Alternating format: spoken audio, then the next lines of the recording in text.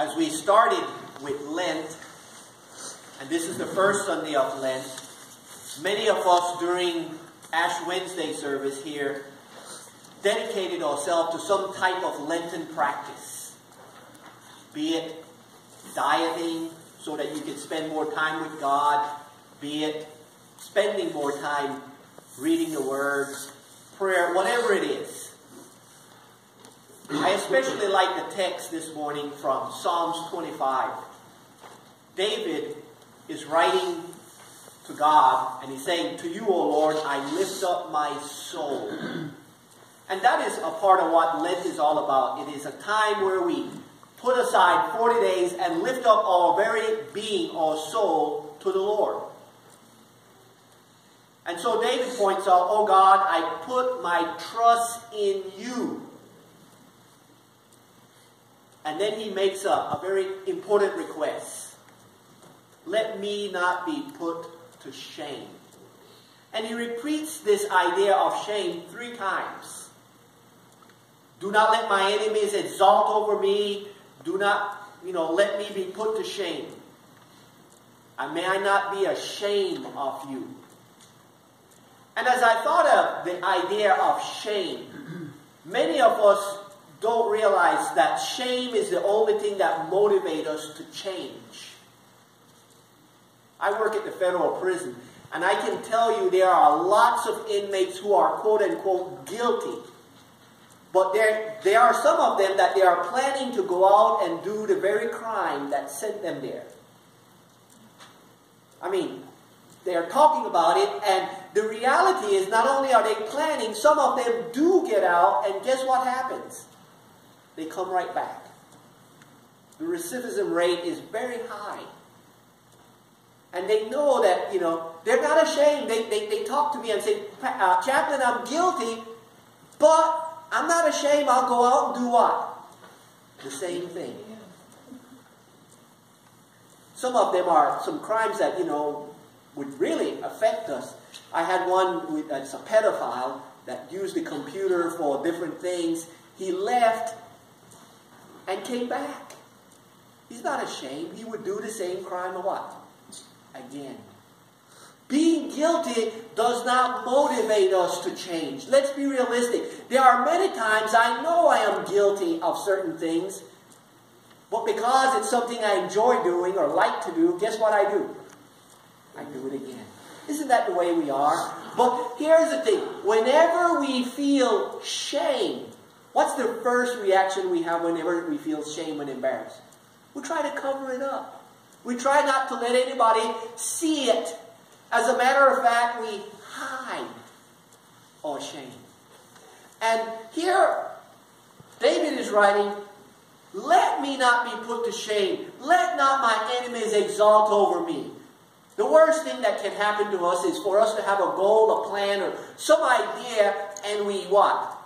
Fail. And then somebody puts us down, demeanor us, and we feel shame. And so David is saying, let not my enemies exalt over me. Let not me wait, and be in this shame for a let them not be shamed, not only me, but everybody else who put their trust in you. And then he switches gears, and he said, make known to me your ways, O Lord. And that's where I got the title of this sermon. That during this Lenten season, rather than doing it our way, which often leads us to shame, we should really seek out God's ways. And so David made the request, make known your ways to me, O Lord. Teach me your paths. Lead me in your truths and teach me. For you are the God of my salvation. For you I wait all day long. And during Lent, as we decide to dedicate ourselves for these short 40 days, we really should look to God for the answers, for Him to teach us His ways.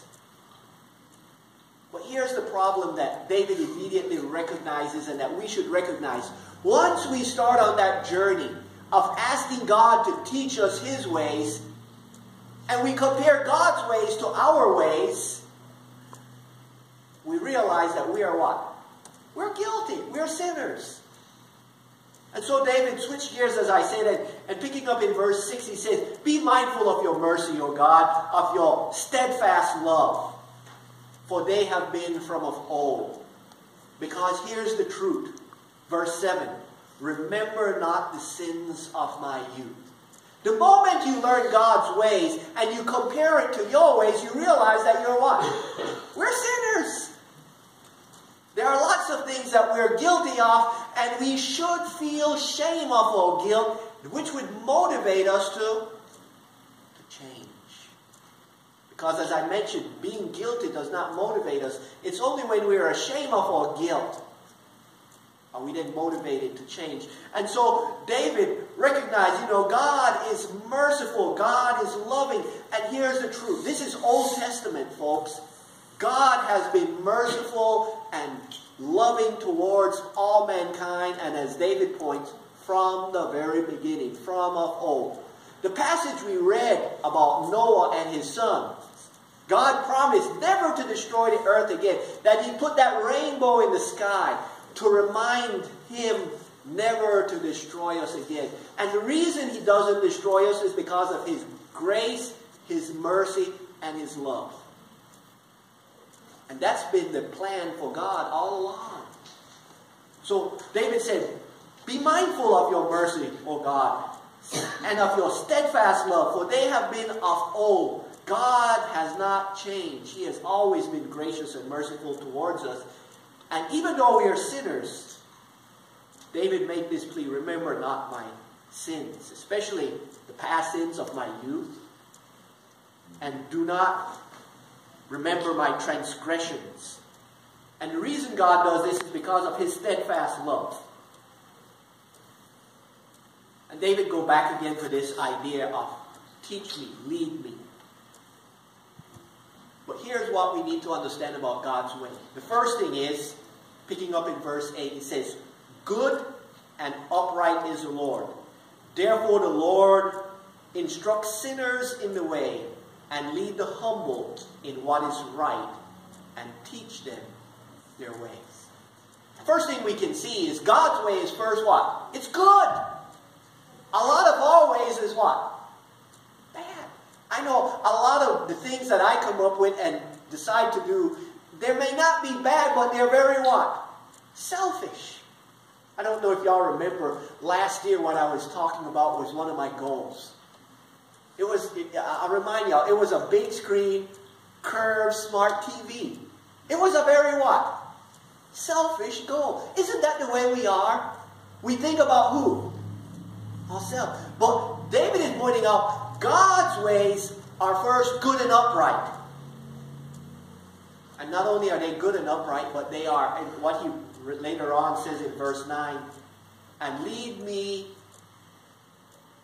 the humble, in what is right. God's way is good and right. And there are times that my goals are good, but I'm doing it not for the right reasons, but for wrong reasons. So God's way is good, it's upright, and it's right. And that's what David is pleading, and that's what we should be pleading. God, to teach us your ways, your paths. Because let's be realistic. Many of our ways is not working.